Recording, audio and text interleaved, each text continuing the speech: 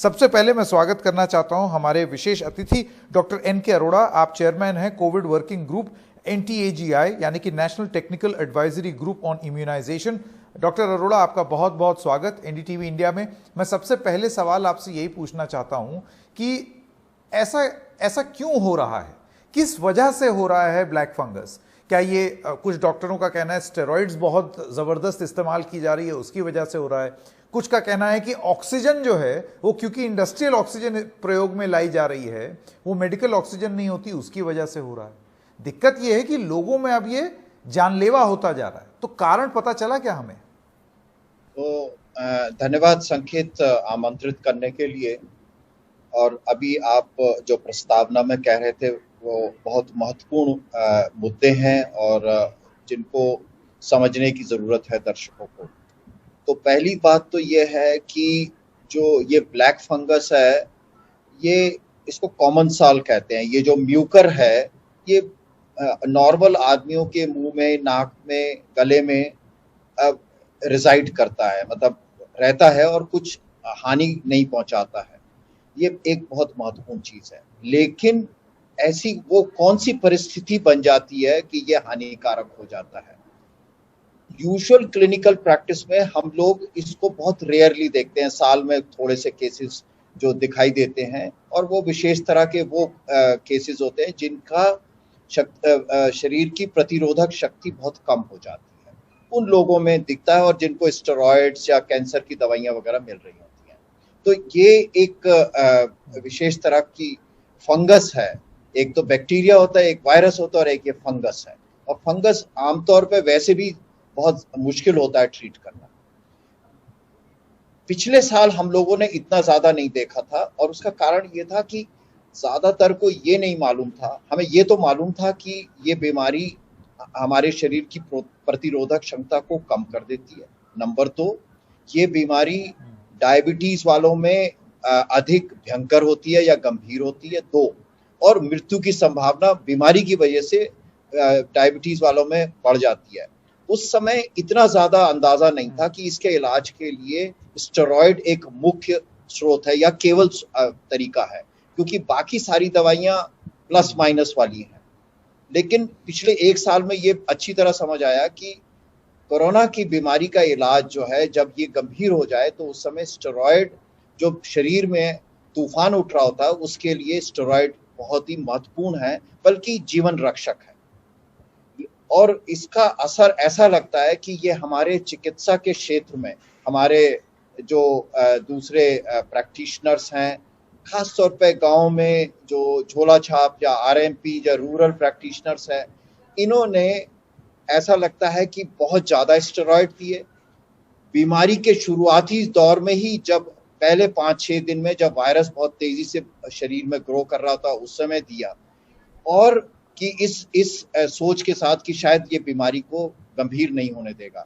लेकिन देखा गया कि 2-3 चीजें जब इकट्ठी मिल जाती हैं तो ये बीमारी को बहुत गंभीर रूप, यानी एक नई बीमारी को जन्म दिया है। कि अगर व्यक्ति को बहुत सारा स्टेरॉइड मिला है, लंबे समय तक मिलता रहा है, बीमारी के शुरुआती दौर से यानी पहले दूसरे दिन से ही मिलना शुरू हो गया, और इसके नीचे अगर बैकग्राउंड में डायबिटीज है, तो म्यूकर माइकोसिस होने का या ब्लैक फंगस होने की संभावना, या अब पिछले कुछ दिनों में हम व्हाइट फंगस भी सुन रहे हैं, वो भी इसी कारण से होता है, बढ़ जाती है बहुत ज्यादा।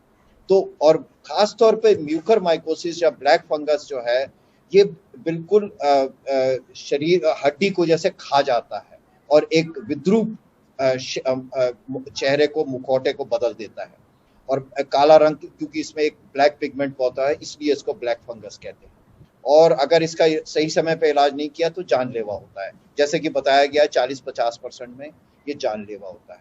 तो इसमें हम ये कल भी जैसे आपसे बात हो रही थी कि हमारे जो सहयोगी चिकित्सक हैं, चाहे वो जनरल प्रैक्टिस में या बाकी लोग हैं, उनसे एक विनम्र प्रार्थना है कि स्टेरॉइड का प्रयोग जहां पहले हफ्ते में वो जानलेवा होता है, यानी कि म्यूकर वगैरह या ब्लैक फंगस हो जाता है, लेकिन दूसरे हफ्ते में जब बीमारी गंभीर होने लगती है उस मरीज में देखी जाए तो ये तूफान को रोकता है और एक जीवनदायक होता है। तो ये बिल्कुल समझ बहुत जरूरी है। डॉक्टर और अरोड़ा, डॉक्टर की जरूरत आपकी बात से मैं सहमत हूं, लेकिन ये आगे जो ब्लैक फंगस के मामले होंगे उनको रोकने में हो सकता है मददगार साबित हो। जिनको ऑलरेडी हो गया है उन लोगों का क्या हो? देखिए, दवाई नहीं है, और ये तो नहीं, ऐसी कोई दवाई नहीं है कि हाँ, बिल्कुल। जिसके अब बारे में यहाँ हमको पर मालूम नहीं था। ये दवाई भी पर अब शॉर्टेज में आ गई, हाँ, अब आपको यहाँ ये बता दूं कि ये जो और ये दवाई महंगी भी बहुत है। एम्फोटेरेसिन भी बहुत महंगी दवाई है, बिल्कुल। और जैसा कि अभी कहा गया कि भाई ये आयुष्मान भारत से इसमें सहयोग होना चाहिए, मैं पूरी तरह इससे एग्री करता हूं कि ये एक गरीब आदमी के लिए बड़ा मुश्किल हो जाता है, काफी महंगा है। लेकिन यहाँ पर एक चीज और कहना चाहूंगा कि अगर इसका इनडिस्क्रिमिनेट यूज हुआ, अगर हॉस्पिटल में एम्फोटेरेसिन भी नहीं हुआ, तो लोगों के गुर्दे खत्म हो जाएंगे। ये बहुत ही टॉक्सिक दवाई है, शरीर के अंदर पोटेशियम की कमी कर देती है, किडनी को खराब कर देती है अगर इसके ठीक से इसका सुपरविजन नहीं किया जाए। तो एक तो ये बहुत जरूरी है कि ये किसी ओपीडी बेसिस पे ये दवाई नहीं, तो डॉक्टर अरोड़ा, आपका ये कहना है कि एक तो स्टेरॉइड का ज्यादा इस्तेमाल से ये बीमारी हो, और फिर इस बीमारी का इलाज करते हुए आप जो दवाई दें उससे गुर्दे को नुकसान हो जाए। हर चीज गुर्दे को नुकसान हो सकता है, इसलिए केवल अस्पताल में जाकर के रहना होगा। अब बिना अस्पताल के बाहर कई बार हमारे यहाँ ओवर एंथुजियास्टिक जो ट्रीटमेंट होता है कि भाई साहब घर पे पहले से लगवा दिया जाए ना। इस बीमारी का जो म्यूकर माइकोसिस है, अगर इसका शक है तो इसका इलाज ये दवाई जो एम्फोटेरेसिन बी है, इनफैक्ट जब इसको एम्फोटेरेसिन बी को दिया जाता है तो उस पाइप को, उस नली को जिसमें से दवाई आ रही है, तो उसको ढका जाता है क्योंकि ये लाइट सेंसिटिव होती है। तो ये दवाई बहुत ही टॉक्सिक है और उसको बहुत क्लोज सुपरविजन में देना होता है। और ये एक ऑर्डिनरी तरीके से अगर कोई देने का प्रयास करेगा तो मरीज को ज्यादा नुकसान होगा। तो ये बहुत जाने किया। अब रहा दवाई की कमी, मेरे को लगता है लेकिन डॉक्टर अरोड़ा, आप मुझे ये बताइए, आपने कल मुझे कार्यक्रम में ये बोला था कि अब कोई ऐसा नियम बनाना पड़ेगा कि स्टेरॉइड्स इतनी आसानी से उपलब्ध ना हो, क्योंकि डॉक्टर टू डॉक्टर लोग अपने आप से भी अपना उपचार करने लगते हैं क्योंकि स्टेरॉइड्स आसानी से मिलते हैं। एक तो ये बात। दूसरी चीज, एक और कारण जो बहुत सारे डॉक्टर बोल रहे हैं और मैं आपसे पूछना चाहता हूं, वो है कि जो ऑक्सीजन जो इस्तेमाल की जा रही है, वो ऑक्सीजन मेडिकल ऑक्सीजन ना हो करके इंडस्ट्रियल ऑक्सीजन अगर इस्तेमाल की जाए, या उसका डिस्टिल्ड पानी जो है वो साफ ना हो, तो उसकी वजह से भी होता है। मैं चाहता हूं आप इस पे थोड़ी क्लैरिटी दें। हाँ, मैं इस पे ये जरूर, देखिए, मेडिकल ऑक्सीजन जो होती है वो परसेंटेज कम होती है, 95-96%, 93-94-95। और जो वो है इंडस्ट्रियल है वो 98-99% ऑक्सीजन होती है। तो ऑक्सीजन की परसेंटेज में कोई प्रॉब्लम नहीं है, अगर मैं उसको कम फ्लो पे दे रहा हूँ, ज्यादा फ्लो दे रहा हूँ, तो इंडस्ट्रियल ऑक्सीजन की ऐसे कोई परेशानी नहीं है।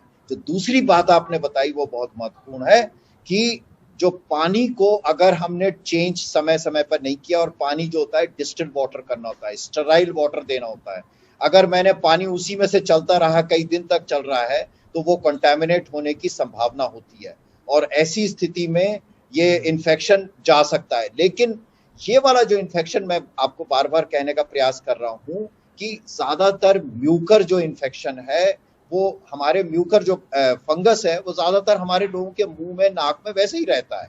वो आमतौर पे हमें इन्फेक्ट नहीं कर पाता जब तक कि मेरी शरीर की प्रतिरोधक क्षमता या इम्यूनिटी बहुत नीचे नहीं आ जाए। कोरोना की वजह से, स्टेरॉइड की वजह से और डायबिटीज, ये तीनों बीमारी जब तीनों चीजें एक साथ मिल जाती हैं तो ये घातक होती है और म्यूकर उसमें अटैक कर देता है। शरीर के अंदर जो पहले ही पड़ा हुआ है, जो सुसुप्त दशा में वो एक इनएक्टिव फॉर्म में होता है, वो एक्टिव फॉर्म में बन जाता है। तो पानी वाला जो इन्फेक्शन का ये हाइपोथेसिस है, ये एक पार्शियली करेक्ट है। ज्यादा इंपॉर्टेंट ये है कि जो बाकी तीन चीजें हैं वो ज्यादा महत्वपूर्ण है। और आपने बिल्कुल सही कहा कि स्टेरॉइड का बिक्री, जाते जाते स्टेरॉइड की बिक्री रेगुलेटेड होनी चाहिए, बिना प्रिस्क्रिप्शन के नहीं मिलना चाहिए।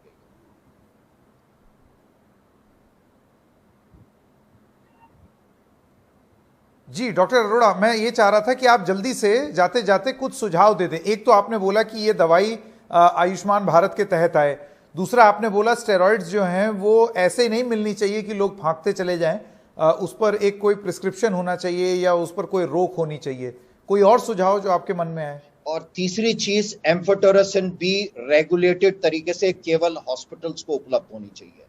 ये किसी ओपीडी जो चलाने वाला कोई डॉक्टर है, प्रैक्टिशनर है, या घर पे उसको दवाई को बिल्कुल नहीं देना चाहिए। ये बहुत जरूरी है। एम्फिटेरोसिन भी केवल हॉस्पिटल के थ्रू होना उपलब्ध रहनी चाहिए, ओपन मार्केट में नहीं होना चाहिए, या किसी को कोई जाए तो उसको मिलनी नहीं चाहिए, केवल हॉस्पिटल को होना चाहिए, बिकॉज ये बहुत टॉक्सिक दवाई है और ऐसी महामारी के दौर में ये और ज्यादा नुकसान कर सकती है।